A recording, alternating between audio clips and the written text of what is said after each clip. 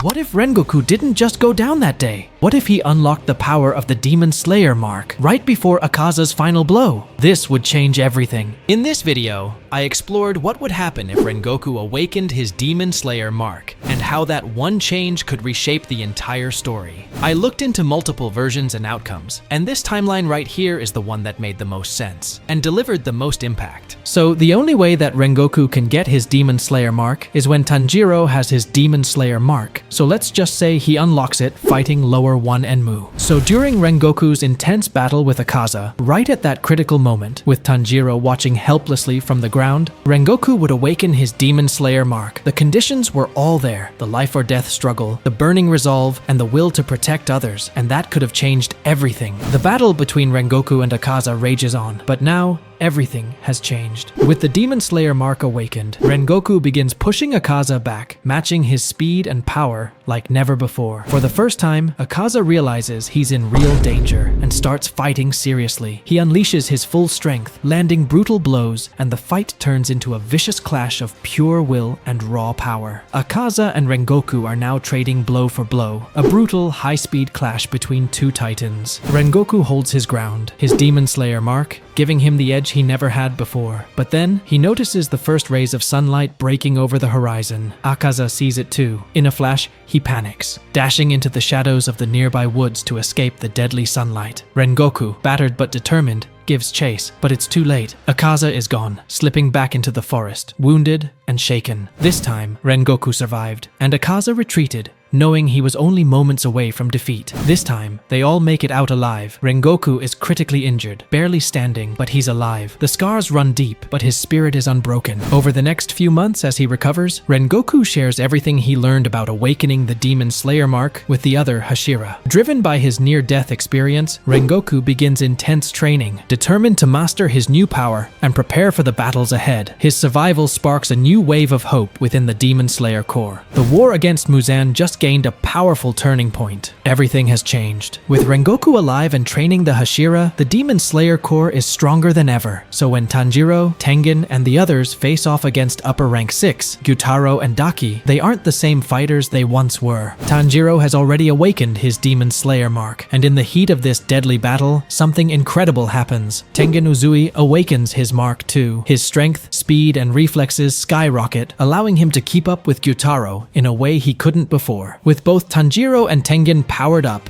and the whole team fighting with better coordination and experience, the battle ends quicker, and with fewer injuries. Tengen doesn't lose his arm. He survives as a Hashira, and Upper Rank 6 falls, even faster than in the original timeline. Even with all the changes, some events remain the same. Tanjiro still chips his sword, and travels to the Swordsmith Village to have it reforged. And just like in the original timeline, he joins Mitsuri, the Love Hashira, and Muichiro, the Mist Hashira, in defending the village. But this time, they're stronger, more prepared. Rengoku's survival has led to months of new training and shared knowledge about the Demon Slayer mark, and now it shows. Muichiro still awakens his Demon Slayer mark during his solo fight, becoming faster and deadlier. Mitsuri, too, reaches her full potential when the village is at risk, unlocking her mark in a burst of emotion and strength. The upper rank demons are still deadly, and the battle is fierce, but with these enhanced warriors and Tanjiro's experience, the Demon Slayers push through faster and with fewer casualties. The Swordsmith Village is saved, and the Demon Slayer Corps grows more confident than ever. This sets the stage for a much tougher training arc. With Rengoku back and actively training the Hashira, the Demon Slayer Corps pushes harder than ever to unlock their Demon Slayer marks. Everyone is striving to reach that next level of power, but only those who have already awakened their marks, like Tanjiro and Rengoku, truly manage to harness it fully. The others keep pushing, training harder and harder, but the Demon Slayer mark remains just out of reach for most. This struggle adds a new layer of tension and growth as they prepare for the battles ahead. At the end of this intense training arc, everything unfolds as in the original story. The leader falls, and the Demon Slayer Corps rallies to take down Muzan once and for all. But this time, with Rengoku alive and stronger than ever, the stakes are different. When they enter the Infinity Castle, the Hashira and Tanjiro face the same deadly traps and powerful upper moons. But now, They have an extra pillar of strength. Rengoku's presence shifts the balance, giving the Demon Slayers a fighting chance they didn't have before. The battle for humanity's survival takes on a whole new intensity. Rengoku fights alongside Muichiro Tokito, Mist Hashira, Genya Shinazugawa, Sanemi Shinazugawa, Wind Hashira, and Gyome Himejima, Stone Hashira, against upper rank 1 Kokushibbo. This powerhouse team combines their strengths: Rengoku's fiery Demon Slayer Mark enhanced power, Muichiro's swift mist techniques, Genya's unique demon slaying abilities, Sanemi's fierce wind breathing, and Gyome's overwhelming stone breathing, making the battle even more intense and challenging for Kokushibbo. Their teamwork and combined power could potentially push Kokushibbo harder than in the original timeline. The other battles remain true to the original timeline. For example, upper rank 3, Akaza, is primarily fought by Tanjiro and Giyu. When the final battle against Muzan begins, I believe many of the Hashira would still lose their lives, including Rengoku. Even with his Demon Slayer mark, Rengoku is the type of warrior who always puts others first. He'd protect those around him without hesitation, even if it meant sacrificing himself. His death in this timeline would be just as heroic, but even more impactful. What if Tanjiro had the potential of Yoriichi? I did multiple timelines for this, and this is the best one I could come up with. I hope you guys enjoy the video. Now let's get right into it. The only thing that's going to change at the start is that Tanjiro just shows signs of more potential, like chopping wood and stuff, but his family still dies. He's over there selling coal, not protecting his family. You guys have watched Demon Slayer before, you know how it goes. So the beginning is basically the same, except when he reaches the training with Sakonji. Now, when he's training with a sword, remember this is Tanjiro with Yoriichi's potential. So let's just go back to Yoriichi's backstory. So, he actually got cast out by his family. I'm not going too much into depth with this, but he picked up a sword for the first time, defeated a skilled samurai, and then created sun breathing, which is the most powerful first style in the entire series. So Sakonji Urokodaki starts training him, and he quickly becomes super skilled with a sword. Since this is Tanjiro with Yoriichi's potential, he's basically already a natural swordsman. Then he tried to teach him water breathing, but it wasn't helping Tanjiro at all because he didn't feel comfortable with it. So he started doing something he learned from his dad's dance. Now he's doing sun breathing. It doesn't matter as long as it's a breathing technique. Sakonji Urokodaki doesn't really care what you use. He just wants you to feel comfortable. You don't have to use water breathing. For example, when Mitsuri was training under Rengoku, the love Hashira, she tried to learn flame breathing, but it just didn't suit her. So that's why she created her own version called love breathing. Now, with Tanjiro having Yoriichi's potential, he's super strong, so he goes to the final selection and kills all the demons. Even that weird one with 20 hands and all that stuff, he kills them all super easily because he's basically like a mini Yoriichi. Then after that, he fights most of the other demons in season 1 and meets the Tanjiro trio, Tanjiro, Inosuke, and Zenitsu. He defeats all the demons in season 1 very easily, even that drum demon who used to be a lower moon. And now, let's get to the part where Tanjiro meets all the Hashira and what goes down with Sanemi. But anyway, we get to the Mugen Train arc. And now they all go on the train, fall asleep, and then wake up. Rengoku covers half the train with Zenitsu, while Inosuke and Tanjiro goes up to kill Lower Moon 1. They do it super quickly because Tanjiro is basically Yoriichi. Okay, I just looked it up. Yoriichi was Hashira level when he was around 6 to 8 years old. So Tanjiro is definitely Hashira level around this point too. It said that Yoriichi was basically a bit above Hashira level, so Tanjiro is going to be a huge help against Upper Moon 3. With that, they might actually be able to beat him. Now, this is Tanjiro mixed with Yoriichi's potential, so he's still very powerful.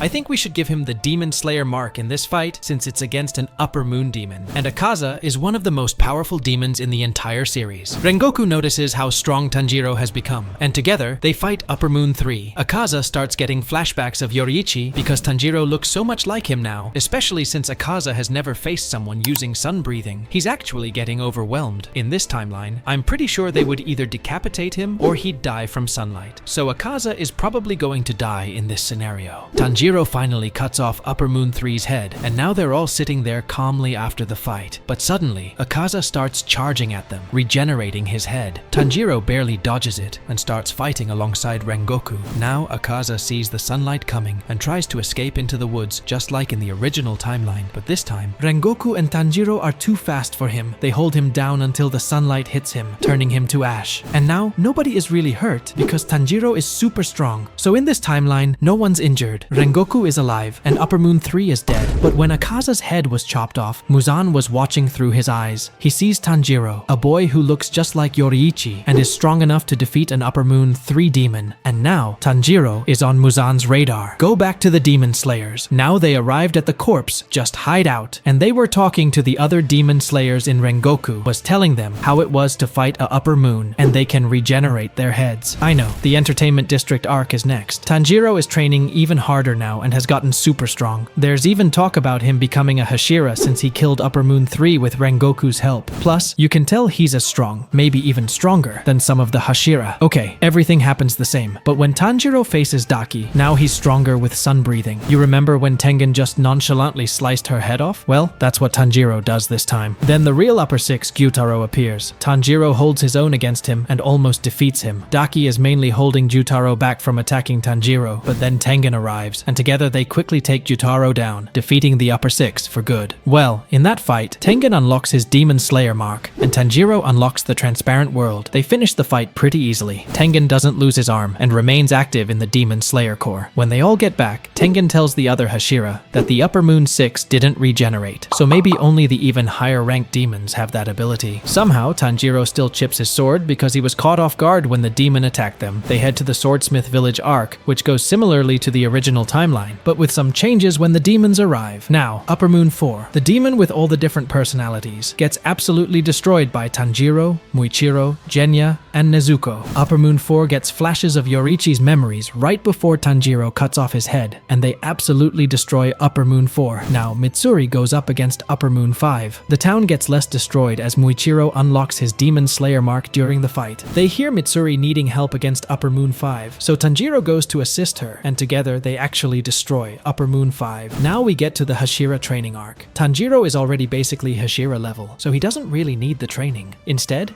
he helps teach the others about unlocking the Demon Slayer mark and accessing the transparent world. Everything at the end of the Hashira training arc happens just like in the original timeline. The leader dies, and everyone gets pulled into the Infinity Castle. The biggest change in this timeline is that Tanjiro is essentially Yoriichi in his prime. Because of that, he can now face any Upper Moon alone and win, something that was impossible in the original timeline. So at this point, the only real Upper Moons left are Upper 1 and Upper 2. The rest are just the fake Upper 6 and the fake Upper 4 demons. Now Tanjiro goes to face Upper Moon 2 with Muichiro and Genya, but because of Tanjiro's power, they end up absolutely destroying Upper Moon 2. In this timeline, Muichiro doesn't die. Then they go to fight Upper Moon 1, and this time, they actually defeat him. Tanjiro is basically like Yoriichi, and they also have around 20 other Hashira there to help. Now we reach the final arc with Muzan, and this time, he gets absolutely destroyed by Tanjiro and the other Demon Slayers. The Demon Slayer core is so strong now that most of them don't even need to unlock their Demon Slayer marks, so there's no reason to kill them off like in the original timeline. Tanjiro doesn't become a demon, and since he has Yoriichi's potential, he won't die from the Demon Slayer mark at 25. Instead, he lives a long life, possibly into his 80s or 90s. That means Shinobu is still alive, and most of the Hashira are too, so we get a true happy ending. My favorite part is that Muichiro is still alive in this timeline, because in the original timeline, he died when he was only 14. My second favorites are Mitsuri Kanroji and Obanai Iguro. Mitsuri and Obanai end up happily married and live out their years since they never got the Demon Slayer mark. Also, Gyomei is still alive in this timeline, so he doesn't die. What if Tanjiro got turned into a demon? So I created two different timelines. One where Tanjiro turns evil, and another where he stays good and travels with Nezuko. But I decided to go with evil Tanjiro, because let's be honest, it's darker, more intense, and way more entertaining. Let me know in the comments if you want me to drop the good Tanjiro version too. So, in this timeline, we have to make sure that Nezuko leaves the house, and Tanjiro is still in the house. So, let's just say that Tanjiro broke his leg or broke his arm while doing some activities, and so Nezuko has to go sell the coal, since she's one of the oldest. Nezuko doesn't return home, and Muzan arrives, injecting his blood into the Kamado family to see if any of them can survive and become demons. At first, he thinks none of them made it, but then Tanjiro starts turning into a demon. He senses that faint heartbeat, and Tanjiro begins rampaging, becoming a demon. After Tanjiro finally becomes a demon, Muzan asks him, "Where is the blue spider lily?" Tanjiro replies, "I don't know, Lord Muzan." Muzan then searches through all of Tanjiro's memories and catches a glimpse of the blue spider lily, something his mother once showed him. Muzan gets furious, realizing he was so close to finding it, but now he can't reach it because the flower only blooms in sunlight, and only for 3 days a year. Now, while he's looking through Tanjiro's memories, he sees the Hinokami dance that his dad was doing and Tanjiro trying to learn it. He recognizes it as sun breathing, and Muzan would never forget that. After recognizing the Hinokami dance, Muzan realizes this is the family Yoriichi passed down his techniques to. He believes Tanjiro might be able to conquer the sun because of sun breathing. So he takes Tanjiro back to the Infinity Castle, begins training him, injects him with more blood, and feeds him more humans. But there's a problem. Tanjiro is naturally kind. He refuses to eat humans at first. Just like Akaza refuses to eat women due to his lingering human morals, Tanjiro still clings to pieces of his humanity. But Muzan doesn't care. He forces Tanjiro to consume humans and begins erasing most of his memories, because Tanjiro, at his core, is a kind soul. But Muzan is determined to turn him into a killer. Nezuko returns home to find her whole family massacred. Just then, Giyu appears and helps her escape the scene. Despite the tragedy and seeing no sign of Tanjiro anywhere, Nezuko still holds on to hope that he's alive somewhere out there. After burying her parents, Nezuko begins training with Urokodaki. After learning water breathing, Nezuko struggles when facing the same demons Tanjiro fought in the original timeline. Without a demon by her side, she misses some of the clutch moments that Tanjiro pulled off in Season 1. As a result, she has a harder time surviving. She might even be a bit weaker, not because she's a girl, but because she's fighting alone and carrying all the weight herself. Now Nezuko meets Inosuke and Zenitsu. Zenitsu keeps chasing after her because he likes her, and Inosuke keeps getting her name wrong, which annoys her even more. But eventually, she and Inosuke team up to defeat the drum demon. Now let's get into the fight with Rui. Inosuke and Nezuko develop the same kind of chemistry that Tanjiro and Inosuke had in the original timeline, and together, they defeat all the demons leading up to Rui. But when Nezuko faces Rui, she struggles badly, pushed to the brink of death until he shows up. My emo boy Giyu shows up and nonchalantly slices Rui's head off like it was nothing, then saves Nezuko without breaking a sweat. And this time, Giyu and Shinobu don't get into that big fight, because there's no good demon now. We cut back to Tanjiro. Now we see Tanjiro as Upper Moon 6. He easily defeats Gyutaro and Daki. He's incredibly strong, able to regenerate in the blink of an eye. Now his blood demon art is really hard to figure out, because in the original timeline, when he briefly became a demon, we never actually saw it. So in this timeline, let's say it's similar to Nezuko's, but instead of pink flames, his are dark red. As Tanjiro continues to level up, he starts to regain some of his breathing techniques. So let's say Muzan gives him a sword, and now he can mix his demon powers with sun breathing. The result is even more powerful. Just like how Kokushibbo uses moon breathing with his blood demon art, creating crescent-shaped slashes everywhere, Tanjiro's version creates actual flames swirling around his blade every time he uses a form. Now here's a secret a lot of people don't know, so if you don't want spoilers, skip ahead. The creator of Demon Slayer confirmed that the fire, water, and other elements you see with breathing techniques are just visual effects. They don't actually exist in the world of the story. Now we're at the end of Season 1. In the original timeline, Tanjiro met all the Hashira, but this time, it's Nezuko. She makes a much stronger impression by actually talking with them. Nezuko becomes a Tsuguko of the love Hashira Mitsuri. Mitsuri sees herself in Nezuko and takes her under her wing. Other Demon Slayer creators might give Nezuko sun breathing, but that's not how it works. Nezuko never did the dance. She doesn't know it. She only saw it once, so she wouldn't be able to use sun breathing. Now, instead of water breathing, I'd give Nezuko love breathing. First of all, it's just a really cool style to give her. And second, even though she can't use sun breathing, she could still use flame breathing, and love breathing is just a different form of that. Now let's go into the Mugen Train arc. In this version, Nezuko isn't part of it. She's off training with Mitsuri, so Rengoku is alone and ends up dying to Akaza, just like in the original timeline. Now, when Tanjiro joins the Upper Moon ranks, all the other Upper Moons are there to witness it. During the meeting, Gyoko, Upper Moon 5, claims he knows where the Swordsmith Village is. So Muzan sends Gyoko, Upper Moon 5, and says, "Let's test your abilities now against real demon slayers." Then he turns to Tanjiro and commands him to go as well. Now they all show up at the Swordsmith Village, but the only ones there are Mitsuri, Muichiro, Nezuko, and Genya. Nezuko doesn't have the demon slayer mark since she doesn't use sun breathing. Nezuko has only been training in love breathing for a couple of months now. Tanjiro is the first to show up because Upper Moon 5, Gyoko, sneaks in through his vases. In the original timeline, Mitsuri was kind of far from the village during the attack, but in this version, let's say she stayed an extra night. So when the battle begins, she's still there and ends up getting attacked by Upper Moon 6. Tanjiro rushes in at incredible speed using sun breathing. Muichiro reacts quickly and blocks the attack. Nezuko and Mitsuri go straight for his head, but Tanjiro dashes back and counters with a burst of flame. Mitsuri shouts, "Oh my god, Upper Moon 6?" Nezuko stands there in shock, staring at Tanjiro. She can't believe what she's seeing. Her own brother, now a demon. And not just any demon, an Upper Moon. Nezuko starts screaming at her brother, "Tanjiro, is that really you? But Tanjiro says nothing, his memories mostly erased by Muzan. Without hesitation, he charges at Nezuko. Muichiro quickly steps in to block the attack, and the two begin to clash in a fierce battle. Tanjiro isn't even at full strength, but he's using sun breathing, catching both Muichiro and Mitsuri off guard. They're shocked that a demon can even use breathing techniques, let alone the most powerful one in the entire show. Both Hashira are struggling to keep up with Tanjiro. His rapid regeneration, overwhelming speed, and deadly breathing techniques. Nezuko stands frozen in shock on the battlefield, unable to believe what her brother has become. Nezuko can't even move. She's frozen in shock. Then Genya rushes in, throws her to the side, and says, "If you're not going to help, then get out of the way." Since Tanjiro isn't at full power yet, he's actually struggling against Muichiro and Mitsuri. Then Upper Moon 5 shows up. He starts helping Tanjiro in the fight. The entire Swordsmith Village erupts into chaos as explosions go off everywhere. Two Upper Moon demons battle the two Hashira, and Genya is badly injured. Genya only surviving because he's eating demons. They tell Genya they can't win this fight, and urge him to grab Nezuko and warn the other Hashira that the Swordsmith Village has been attacked. Genya quickly grabs Nezuko, does a quick dash, and starts running back. They finally arrive at the Demon Slayer headquarters in the morning, where Genya collapses from exhaustion. Nezuko immediately tells all the Hashira what happened at the Swordsmith Village. All the Hashira rush to the village in panic. When they arrive, they see the entire village blown to pieces, and both Hashira who were defending it are now dead. After that, Nezuko vows to kill Tanjiro, and she begins a really intense training arc. The Hashira probably wouldn't train with her, since no one has awakened the Demon Slayer mark, so they wouldn't even think about training to get it if they don't know it exists. Nezuko trains even harder now, knowing that Mitsuri Kanroji is dead after the Swordsmith Village attack. She pushes herself to the limit, with Shinobu backing her up. Nezuko talks to Shinobu about Tanjiro, knowing deep down that if he doesn't come back to his senses, she'll have to be the one to kill him. Now we cut back to Tanjiro, who arrives before Muzan and says, "We killed all the demon slayers at the Swordsmith Village, and we destroyed everything, Lord Muzan." Muzan says good, but he already knows what Tanjiro is thinking. He wants to face more Hashira and get stronger for Muzan. Muzan nods and replies, "Very well. Then we'll start sending you after the remaining Hashira." Now we time skip. 6 months later. Nezuko is much stronger now, almost at Hashira level. There have been a lot more demon attacks lately, and she keeps hearing rumors about a red demon with a red sword going around, killing people and eating them. Deep down, she knows it's her brother. The Demon Slayer Corps finally gets a lead on where another Upper Moon is. This time, they don't repeat the mistake they made with Rengoku fighting Akaza alone. They've learned from the past, so instead of sending just one Hashira, they send multiple. Leading the mission are Shinobu and Sanemi. Their target? The Upper Six demon, Tanjiro. They know his location. Nezuko and Kanao also join the mission, determined to put an end to his rampage. Tanjiro, using his sun breathing, slashes through the store incredibly fast, moving like a blazing fire. Sanemi launches a counterattack, and the two begin clashing fiercely. Meanwhile, Shinobu darts in and out with her poison, looking for an opening. Nezuko, now incredibly fast and nearly Hashira level, keeps up with the fight. She keeps trying to talk Tanjiro back to his senses, but nothing is getting through. Backed into a corner, with the sun rising fast, Tanjiro starts to panic. He tries to get away from the sunlight, but Sanemi and Shinobu block his escape. Nezuko runs toward him, screaming, pleading, "Tanjiro, please come back. You're still in there. I know you are." The sunlight pours over him. They all watch, expecting him to burn alive. His skin starts to smoke. His body shakes. He drops to one knee, groaning in agony. But then it stops. The burning stops. Everyone stares in shock as Tanjiro slowly rises, still in demon form, but completely unaffected by the sun dot. In that silver moment, as Tanjiro fights against the burning sunlight, memories flood back. He remembers Nezuko, his sister, the bond they share. Suddenly, Nezuko runs to him and wraps her arms around him tightly. Her warmth breaks through the darkness inside him. That embrace snaps Tanjiro out of Muzan's control. Tanjiro looks around, confused, and says, "What's happening? Nezuko, are you alright? What's been going on all this time? Mom and Dad, what happened?" Nezuko explains, "There was a demon attack at our house." Tanjiro feels strange, overwhelmed. Why do I feel so powerful? Suddenly, memories flood back. His time as a demon, the battles he fought, the people he killed. Tanjiro kneels down, tears streaming, and whispers, "How am I going to atone for all of this?" Nezuko kneels beside him and says, "It's going to be okay, brother." They bring Tanjiro back to the group, but the Hashira are not happy to see a demon. The Hashira respect the master's word and follow his orders, but none of them like Tanjiro. Even though he's a demon who can withstand sunlight, their trust in him is fragile at best. Now Nezuko finally has her brother back, and they start training together. Tanjiro uses his sun breathing for good this time, aiming to kill every single demon. But Muzan realizes he's lost control over Tanjiro when he survived survive the sunlight. He knows Tanjiro broke free. Now, Tanjiro can even evade the sun's deadly rays. Muzan, furious and worried, tells the upper moons, "The thing I want is to capture Tanjiro." Now we get to the part where Kagaya Ubuyashiki sacrifices himself to give the Demon Slayers a fighting chance against Muzan. His selfless act inspires the entire Demon Slayer Corps to unite and push forward, using every ounce of their strength and skill to take down Muzan once and for all. And now they all fall, including Tanjiro. Even though Tanjiro has become one of the strongest demons, the fight is still brutal. This time, Upper Moons 5 and 4 are still alive, making the battle even tougher. On the Hashira side, Mitsuri and Muichiro are already dead, and Rengoku is gone too. But this time, Tengen is still alive to fight alongside the remaining Hashira. Now Tanjiro and Nezuko get dropped into the battle, immediately facing off against Akaza. Let's go over which Hashira are fighting which Upper Moon in this intense showdown. Upper Moon 1, Kokushibbo, will be fighting Gyome Himejima, Obanai Iguro, and Genya. Upper Moon 2 will be fighting Shinobu Kocho, Inosuke Hashibira, and Kanao Tsuyuri. Now Upper Moon 5 and Upper Moon 4 will be fighting Giyu Tomioka and Tengen Uzui. These two have the hardest challenge because they're each facing one Upper Moon demons by themselves. Their main goal is to hold out until more Demon Slayers arrive, and fortunately, they have more strength and strategy on their side. But remember, they also have the support of the underling Demon Slayers to help them hold their ground. And then we have all the side battles, including Zenitsu versus Kaigaku, the new Upper Moon 6.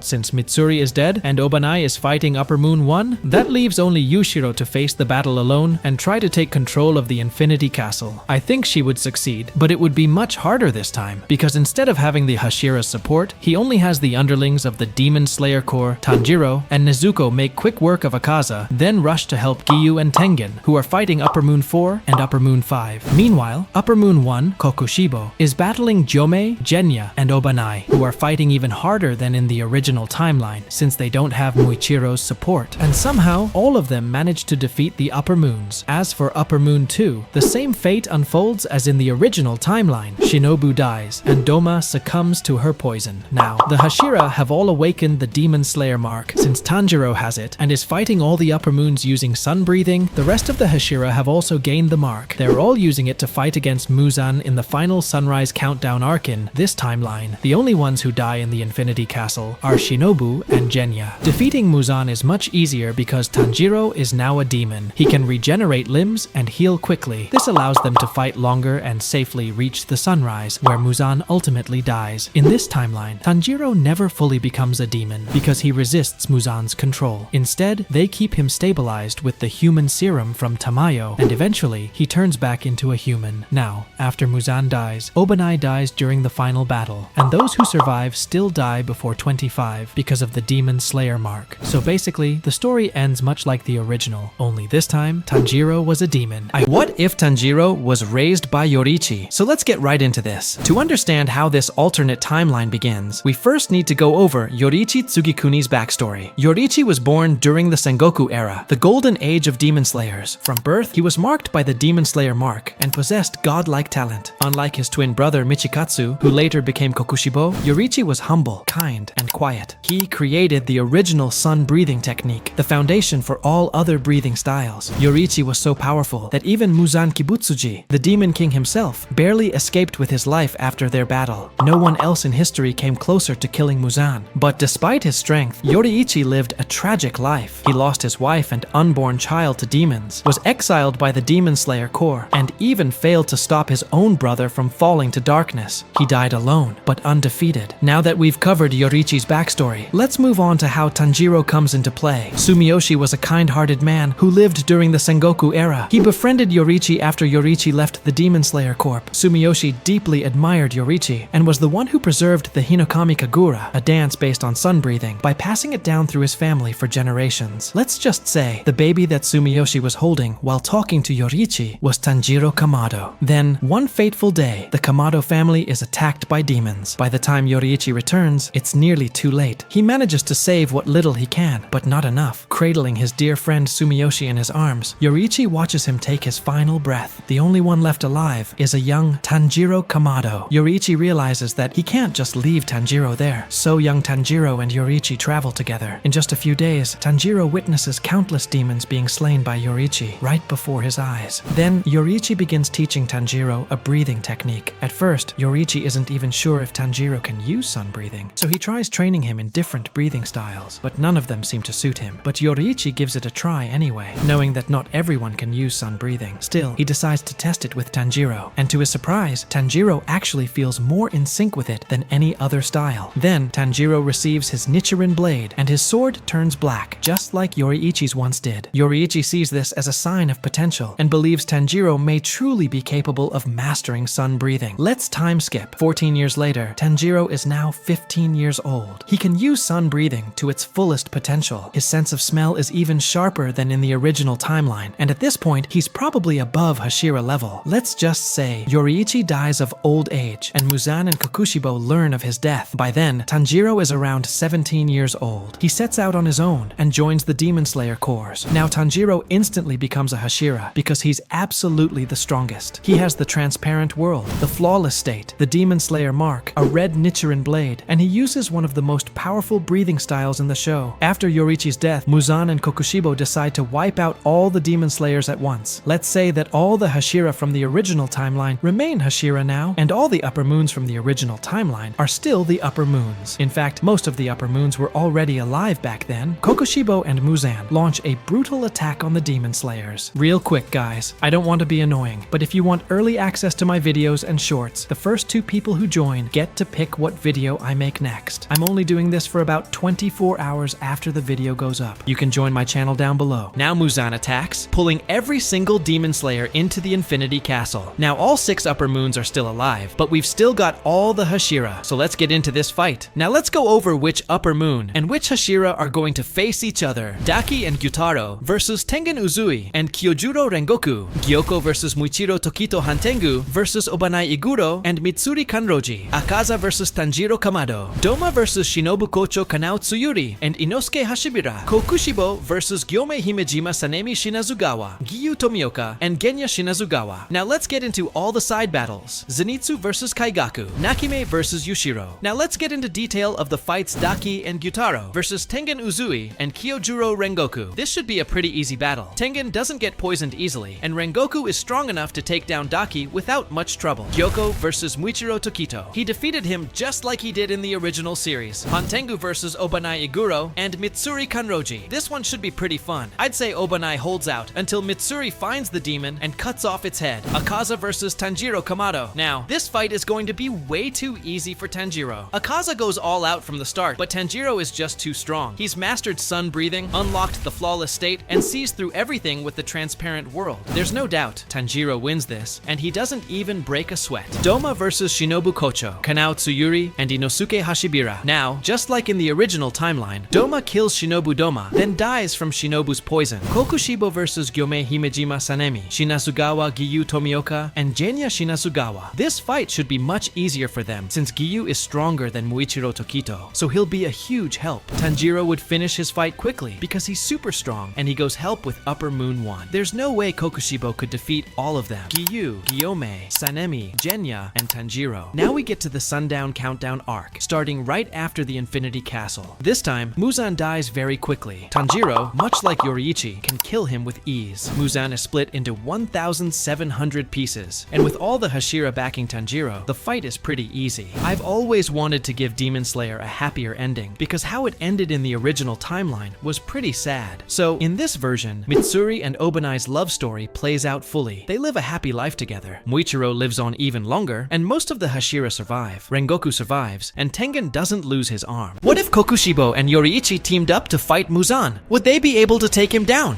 So you guys wanted to see what if Yoriichi became a demon, and Kokushibbo stayed human. But I was thinking, what if they were both still human, and Yoriichi was still alive? But in the current era of Demon Slayer, this is easily one of my favorite what-ifs. So let's jump right into it. We've got a prime Yoriichi, fully skilled in breathing techniques, who's already trained all the Hashira, awakened the Demon Slayer mark, and even mastered the transparent world. Then there's Kokushibbo, still human, with moon breathing and the Demon Slayer mark. The only difference? He never unlocked the transparent world. Let me know if you guys want the full backstory of Kokushibbo and Yoriichi next. Let's just say, out of nowhere, both Yoriichi and Kokushibbo get teleported into the current era, right as Tanjiro begins his journey and is training with Urokodaki, the former water Hashira. They get teleported into the middle of the woods, completely confused about where they are or what just happened. As they wander through the forest, they stumble upon a small shed. It's Urokodaki's place. That's where they meet Tanjiro and the former water Hashira himself, Sakonji Urokodaki. When they meet Urokodaki, something about him instantly reminds Yoriichi of the water Hashira from his own era. Curious, Yoriichi asks, "Where did you get that robe?" and begins questioning him. Then it hits him. Urokodaki uses water breathing. Yoriichi remembers helping the very first water Hashira create that style. After some conversation, everything clicks. They've somehow traveled through time. This is the future. And worst of all, Muzan is still alive. Yoriichi also notices something familiar about Tanjiro. He looks just like an old friend from the Sengoku era. That friend was the very person Yoriichi once entrusted with the Hinokami Kagura. Realizing this, Yoriichi decides to teach Tanjiro how to truly master it. But we want Kokushibbo to stay good in this timeline. So let's say Tanjiro ends up having a meaningful conversation with him. Being as empathetic as he is, Tanjiro senses the jealousy and frustration coming from Kokushibbo, just like he once sensed the hidden anger in Shinobu. They talk it out, and for the first time, Kokushibbo truly lets go of that jealousy. He accepts that Yoriichi might always be stronger, and for once, he's okay with that. There's no need to become a demon. Final selection goes way differently this time. Tanjiro absolutely dominates. Thanks to his intense training with Yoriichi, he now understands sun breathing on a whole new level. He breezes through the exam with barely any struggle, even taking down the hand demon with ease. After passing, Tanjiro, Yoriichi, and Kokushibbo make their way to the Demon Slayer Corps headquarters. That's where they meet the Ubuyashiki family. After meeting with the Ubuyashiki family, Yoriichi and Kokushibbo are officially appointed as the two new Hashira, the sun-breathing Hashira and the moon-breathing Hashira. With their arrival, the entire Demon Slayer Corps gets a massive upgrade. All the current Hashira begin to level up under their guidance. Yoriichi, being even stronger than Gyomei, becomes the new gold standard, and Kokushibbo, now fully human and on par with Gyomei, proves to be just as valuable. Together, they start training the other Hashira to fight more efficiently, pushing the Corps to a level it's never reached before. Through intense training with Yoriichi and mastering sun breathing, Tanjiro eventually learns how to enter the flawless state, a perfected form of battle focus that Yoriichi excels at. With time, Tanjiro not only taps into it, but nearly matches Yoriichi's control over it. He also begins to grasp the basics of the transparent world, giving him a huge edge in combat. Tanjiro's growth is no longer just impressive. Now things start to get really interesting. Rengoku's on the move to board the Mugen Train. Yoriichi, curious about the current state of the Flame Hashira, decides to join him. He wants to understand how the legacy of flame breathing has changed over the generations. So Tanjiro, Yoriichi, and Rengoku all head out together for the Mugen Train mission. Once they board the Mugen Train, Tanjiro and Rengoku take charge of protecting the passengers, sweeping through the train car by car. Meanwhile, Yoriichi heads straight for the source of the threat. Before Enmu, Lower Moon 1, can even begin his dream manipulation, Yoriichi decapitates him in an instant. No struggle, no delay. With Enmu gone, the entire Lower Moon threat is erased. Thanks to Yoriichi's overwhelming power, the entire situation is handled flawlessly.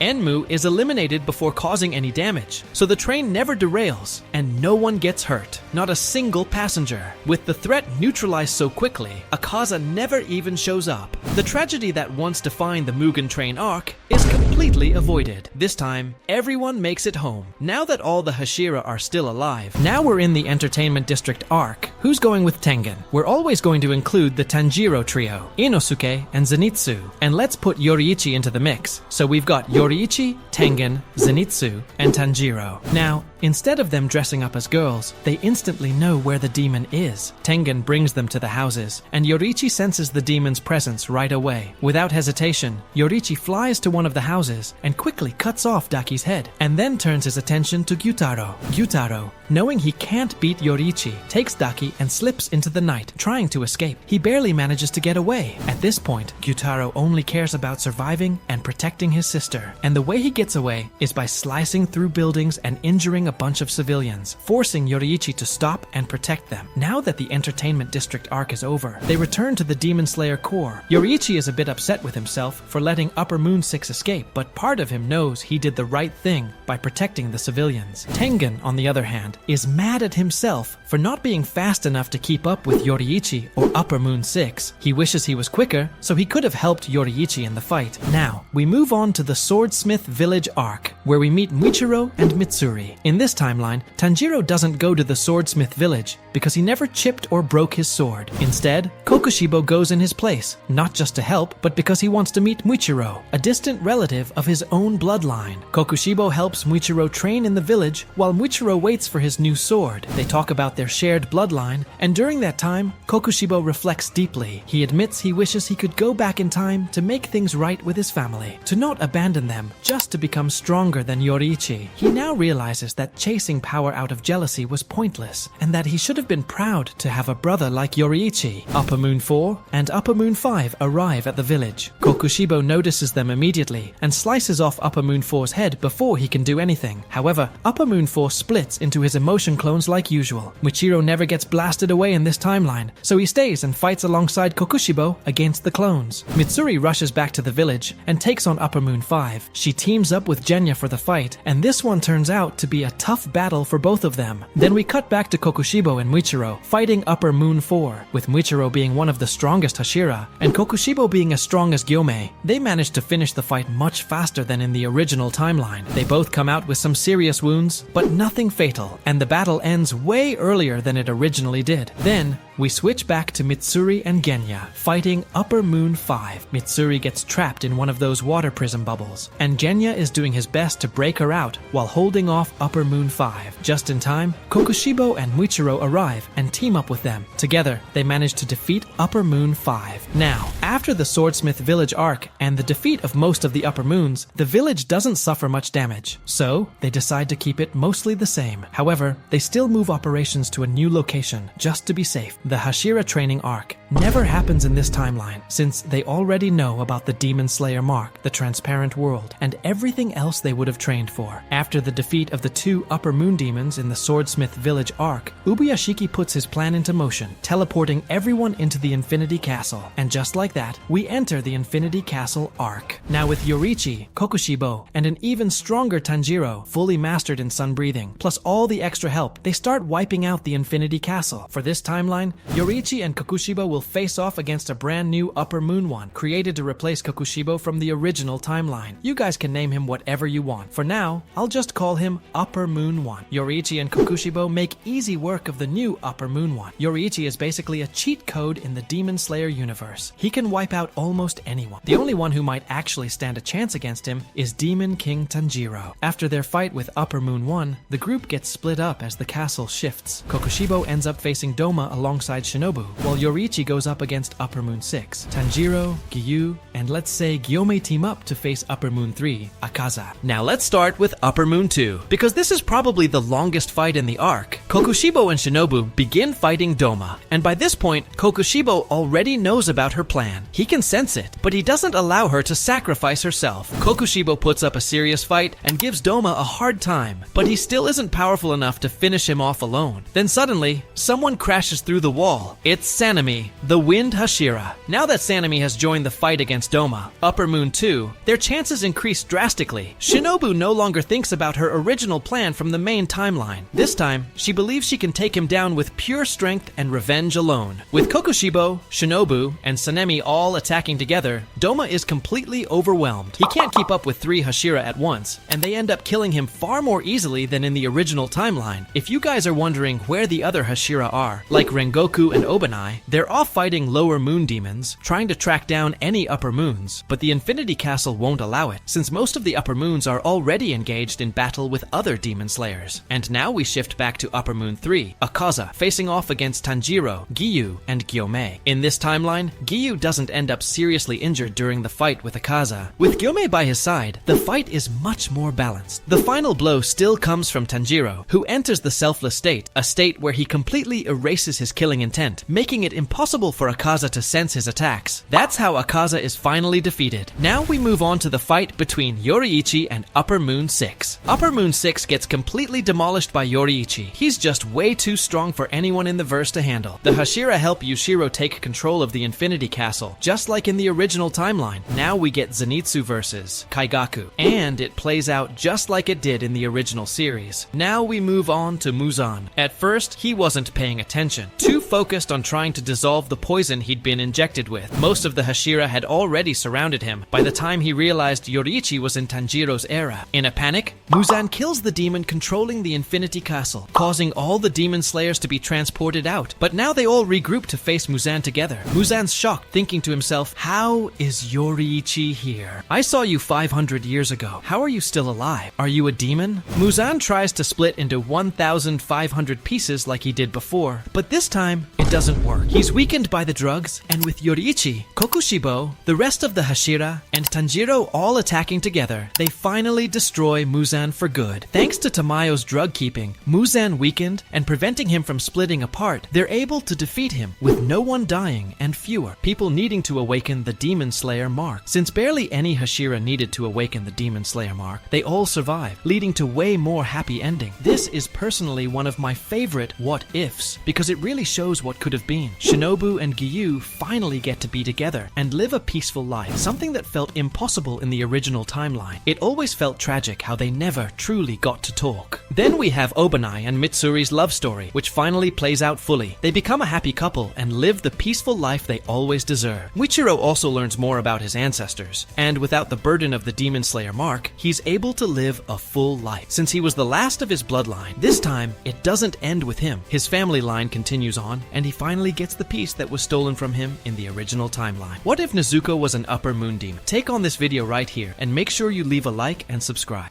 What if Nezuko became a demon slayer with Tanjiro? I created 2 different timelines, and this is the best one I've ever come up with. So let's get right into the video. I've gone over Demon Slayer and What If so much, you guys already know how this series goes. From the moment Tanjiro leaves his house to sell charcoal and ends up leaving his family behind. But instead of Tanjiro leaving by himself, Nezuko comes with him to help sell the coal and all that. So Tanjiro and Nezuko go to town together. On their way back, the old man stops them, warning them that demons roam at night. They both ask questions about the demons, curious and confused. But by the time they return home in the morning, their entire family has already been massacred by a single demon. After their entire family is massacred, Tanjiro and Nezuko are devastated. They bury their loved ones, confused and heartbroken. The strange thing is, none of the bodies were eaten, so they aren't even sure if it was a demon. Then Giyu shows up and explains the truth about demons and the Demon Slayer Corps. He tells them to seek out the former water Hashira, Urokodaki, to begin training in water breathing. After they reach Urokodaki's small shack in the middle of the woods, they begin learning water breathing. In this timeline, Nezuko is actually better than Tanjiro at water breathing. That doesn't necessarily mean she's stronger overall, but her technique and form are more refined. On the other hand, Tanjiro is probably physically stronger or faster, but Nezuko has the edge when it comes to mastering the breathing itself. Now here's the thing, some of you might be thinking that Nezuko would have sun breathing, but in the original timeline, the only one who really knew it was Tanjiro. He practiced the Hinokami Kagura with his father, while Nezuko only ever watched. She never actually learned it. I'll explain her unique breathing style once we get to the training arc, but for now, both of them are using water breathing. So final selection comes around, and Nezuko is actually allowed to participate since she's not a demon in this timeline. She and Tanjiro team up, using water breathing to take down all the demons, especially the hand demon. Tanjiro has a much easier time this time around, since he's not alone. Now, let's fast forward to when they meet the drum demon. He used to be a lower moon, but isn't anymore. Zenitsu and Inosuke show up along the way, and together they defeat the drum demon. But now it's time to face a real lower moon. And this is where things get interesting, because in this timeline, we don't have Demon Nezuko to rely on. So everything happens just like in the original timeline, up until they reach the mountain. Zenitsu usually stays back and cries, but this time he decides to go. He doesn't doesn't want to act like a crybaby in front of Nezuko. So we've got Zenitsu, Inosuke, Nezuko, and Tanjiro all running through the mountain, defeating demons and helping out the other demon slayers. When they finally face the spider demon Dad, they defeat him much more easily since there are 4 of them working together. Just like in the original timeline, instead of Giyu showing up to help Inosuke, well, not really help, just kill the demon for him, he arrives and quickly finishes off Rui. It's so nonchalant. He simply walks up to Rui and slices his head off without hesitation. Tanjiro wants to learn more about flame breathing and its connection to sun breathing, so he goes on the Mugen Train with Rengoku. But we're going to take a different path with Nezuko. Since she's better at breathing techniques than Tanjiro and her family worked with coal, I think she'd develop love breathing, which is actually a variation of flame breathing. So in this timeline, Nezuko would use love breathing. So before Tanjiro goes to the Mugen Train with Inosuke and Zenitsu, Nezuko tells him, "I'm going to be training with Mitsuri to learn love breathing." Tanjiro responds, "Okay, I want to see if Rengoku knows anything about Hinokami Kagura." They both split up, and the events on the Mugen Train play out just like in the original timeline. The trio returns heartbroken. Rengoku has died. Nezuko is really worried about her brother, but she continues training in love breathing. Tanjiro takes time to recover and get back in shape. Then we move into the Entertainment District arc, which plays out differently in this timeline. Since Nezuko is a girl, she becomes one of the candidates to go undercover with Tengen. This time, I want to say that Kanao goes with them. I've always wanted to see what would happen if she joined the Entertainment District arc. I think Nezuko and Kanao would become good friends, so Nezuko convinces her to come along. Of course, Tanjiro also joined, but Inosuke and Zenitsu are sent on separate missions instead of joining the Entertainment District squad. So, in the Entertainment District, the only real change is that Kanao and Nezuko replace Inosuke and Zenitsu. The mission starts out mostly the same, but things change once the fighting begins. Just like before, Tanjiro meets Daki first and starts fighting her, while Tengen and the others are still dealing with the Belt Demon. But since Kanao is stronger and faster than Zenitsu and Inosuke, she and Nezuko arrive at the scene quicker. Because of that, Tanjiro doesn't pass out from exhaustion, and Nezuko never goes on a full rampage. Tengen then flies in and quickly cuts off Daki's head, and that's when the real Upper Moon 6 fight begins. Since Kanao is stronger than both Nezuko and Tanjiro, she helps Tengen fight Gyutaro, Upper Moon 6. Meanwhile, Tanjiro and Nezuko team up against Daki, with Nezuko using love breathing and Tanjiro using Hinokami Kagura, also known as sun breathing. This time, Tengen doesn't lose a hand, and Tanjiro still unlocks his Demon Slayer mark. Together, they defeat Upper Moon 6. Kanao sits beside Tengen, frustrated that she can't do anything about the poison, even though she's the successor of Shinobu, who was a master of poisons. When Shinobu finds out that Kanao was on this mission, she rushes to the scene to make sure she's okay. By some stroke of luck, she arrives just in time and helps treat Tengen, using her knowledge of poisons to stabilize him and speed up his recovery. Tengen only survives by pure luck, but it's still hard for him to fully recover. The poison isn't completely gone. His body has to work it out slowly. Even with the antidote, it's not like a demon can just wipe it away instantly. And that wraps up the Entertainment District arc. It takes him a little while to recover from the poison, but with Shinobu treating him, he eventually heals. Kanao, Nezuko, and Tanjiro return with some pretty bad injuries, but Tanjiro doesn't fall into a coma this time. His fight with Daki wasn't as intense as his fight with Gyutaro in the original timeline, so overall, they all recover fairly quickly. Nezuko and Tanjiro start training together. Since Nezuko had watched their dad perform the Hinokami Kagura countless times, she tries to give Tanjiro some pointers as he trains. Even though he never fully learned it herself, she helps correct him if he messes up, pointing out anything that looks off. Tanjiro is determined to master the technique, and Nezuko becomes his extra set of eyes during training. After a couple of months of training, Tanjiro realizes that his swordsmith still hasn't made him a new sword, so he travels to the Swordsmith Village, and Nezuko goes with him. Since Mitsuri is there, Nezuko wants to talk with her about how she helped defeat the Upper Moon, and also show her the progress she's made. So she joins Tanjiro on the journey to the Swordsmith Village. Everything plays out just like the original timeline, up until the demons arrive at the village. When Upper Moon 4 reaches the room, all of them attack at once, and Upper Moon 4 splits into all of his emotion clones. Muichiro gets blasted away, leaving Tanjiro, Nezuko,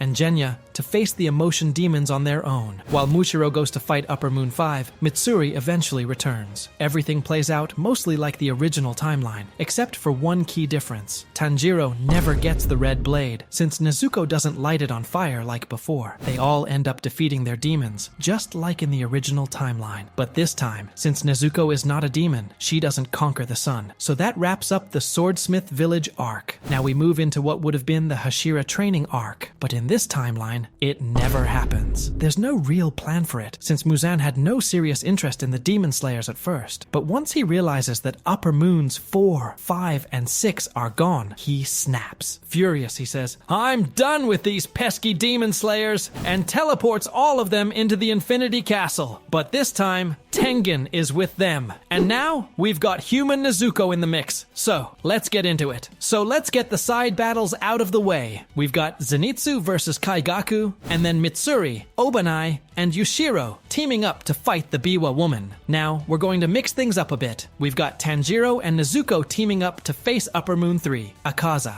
Then we've got Upper Moon 2, Doma, going up against Shinobu, Tengen, Kanao, Giyu, and Inosuke. Then we've got Upper Moon 1, Kokushibbo, going up against Muichiro Tokido, Mist Hashira, Genya Shinasugawa, Sanemi Shinasugawa, Wind Hashira, and Gyome Himejima, Stone Hashira. Now let's get into the battle with Upper Moon 3, Akaza versus Tanjiro and Nezuko. Some people in the comments might say Akaza would win this fight, especially since Giyu isn't there this time, but you guys are underestimating Tanjiro and Nezuko, because in this timeline, we've got a Tanjiro who's trained way more in Hinokami Kagura thanks to Nezuko's help, and Nezuko, using love breathing, is much stronger too. Together, they're able to hold off Akaza long enough for Tanjiro to unlock the selfless state, erasing his killing intent and allowing him to land the final blow that takes Akaza down. Then we move on to the fight with Doma, and this time, we've got 3 Hashira involved, plus Inosuke and Kanao. With that kind of lineup, I think they take him down pretty easily. Doma might be one of the strongest Upper Moons, but with Shinobu's poison, Tengen's speed, Giyu being one of the strongest Hashira, and the combined power of the group, he gets completely overwhelmed. Even Shinobu herself once said it would take 3 Hashira-level fighters to bring him down, and that's exactly what they've got. And if you guys are wondering about the Upper Moon 1 fight, it basically happens the same way as in the original timeline. Muichiro and Genya still die in the battle, and they're the only 2 who lose their lives in the Infinity Castle. Now, we move into the final showdown at sunrise. This time, we've got an extra Hashira still alive, and all of them begin fighting Muzan together. Let's say that during the final battle, Gyome Himejima, Obanai, and Mitsuri end up dying. But with Nezuko there, all the remaining Hashira, and a more refined Tanjiro mastering sun breathing, they're finally able to take down Muzan, just like in the original timeline. And honestly, it's a very sad ending. The only ones who really get a happy ending are Shinobu and Giyu, who finally end up together. Everyone else's story ends in a pretty tragic way, staying close to how it played out in the original timeline, which, in my opinion, is super sad. Now, if you guys have any good what if ideas for a long video, drop them in the comments you guys want to see. What if Tanjiro became an Upper Moon demon? Click the video right here. What if Tanjiro's dad became a demon slayer? I created multiple timelines for this, and this is the best one I could find, so let's get right into it. Tanjiro's dad's real name is Tanjiro Kamado. In the series, we learn he had already passed away before episode 1, so we only see him in flashbacks. It's stated in the Entertainment District arc that Tanjiro himself wasn't considered particularly special, but his father was the last truly exceptional one in the family. Tanjiro had a small mark on his forehead, similar to Yoriichi's full Demon Slayer mark, which gave him special abilities. That mark allowed him to access the transparent world, use sun breathing, and push past his limits with incredible skill. Before we dive into this what if, let's first break down what the Demon Slayer mark actually is. Since Tanjiro was born with the mark, he already had access to the transparent world, along with enhanced stamina, strength, and overall abilities. But the thing about the Demon Slayer mark is that it shortens your lifespan, pushing your body far beyond its limits. But since he was born with it, that rule doesn't necessarily apply. After all, Yoriichi was born with the mark and lived well past 25. So in this timeline, the sickness that killed Tanjiro is gone, meaning he survives past episode 1. Instead of Tanjiro going alone to sell coal, his dad comes with him. After selling all the coal, an old man stops them on their way back and warns them about demons being out at night. Tanjiro tells his dad they should stay the night, so they do. But when they return home the next morning, they find their entire family dead, killed by a demon. Let's clear something up. In the original series, Tanjiro died from an illness at age 25. Some people might think that was because of the Demon Slayer mark, but it wasn't. It was just a random illness. He was born with the Demon Slayer mark, and it was active, so his death had nothing to do with the mark itself. Now let's go back to the story. Everything plays out like normal. Nezuko becomes a demon demon, and Tanjiro and his dad try to get her some help. Giyu shows up, and this is where things change. Tanjiro is strong, but his dad is even stronger, having truly mastered sun breathing. Remember, he once took down a bear using just a rusty axe. Because of that, he gives Giyu a much harder fight. They're almost on the same level. The only drawback is that Tanjiro doesn't have a proper weapon, which holds him back. Eventually, Giyu lets Tanjiro, his dad, and Nezuko go to train with the former water Hashira, Urokodaki, and so they head there next. Once they meet up with Urokodaki, the former water Hashira, Tanjiro talks with him. The only thing Urokodaki can really teach him are some basic sword movements, since Tanjiro already knows sun breathing, the selfless state, and the transparent world, making him nearly Hashira level, if not higher. After that, he officially becomes a demon slayer. Tanjiro trains under his dad, learning sun breathing and how to master the selfless state. He gets close to unlocking the transparent world with his father's help, but he still needs to awaken the demon slayer mark. After a couple of months of training, they head to the final selection, where they take down almost all the demons there. The hand demon is no problem for either of them, since they're both incredibly strong now. Nezuko stays back with Urokodaki, the former water Hashira. After returning to Urokodaki's place, they take Nezuko and set off on their journey, slaying demons along the way. Before long, they face the drum demon, a former lower moon, and meet Zenitsu and Inosuke. After defeating the drum demon, the group heads to Mount Natagumo, ready to take on Rui and the rest of his so-called family. With Inosuke, Tanjiro, and Tanjiro charging up the mountain while Zenitsu stays behind, the group eventually encounters the spider demon parents. Together, they take down both the mother demon and the massive father demon with ease. Now we get to the part where Nezuko never leaves her box, and Tanjiro and his dad go to face Rui. For them, it's hardly a challenge. Tanjiro alone could defeat Rui without much trouble. Afterward, we reach the Hashira meeting, where the big question comes up: why are they traveling with a demon? This time, the wind Hashira, Sanemi, never lays a finger on Nezuko because Tanjiro is there to stop him. The two nearly start fighting until the master arrives and orders them to stand down. From that point on, the demon slayers are forced to accept Nezuko into their ranks. As for Tanjiro, his incredible skill earns him the title of the sun-breathing Hashira. Because he defeated Lower Moon 5, Tanjiro was officially recognized as the sun-breathing Hashira. Tanjiro naturally became the Suguko, apprentice of his father, now serving under the newly appointed sun-breathing Hashira. The Mugen Train arc didn't have to feature Rengoku. It could have been any Hashira assigned to the mission. So, let's put the brand new Sun Hashira, Tanjiro Kamado, to the test. This time, Tanjiro, Nezuko, Inosuke, and Zenitsu join him, essentially replacing Rengoku with Tanjiro's dad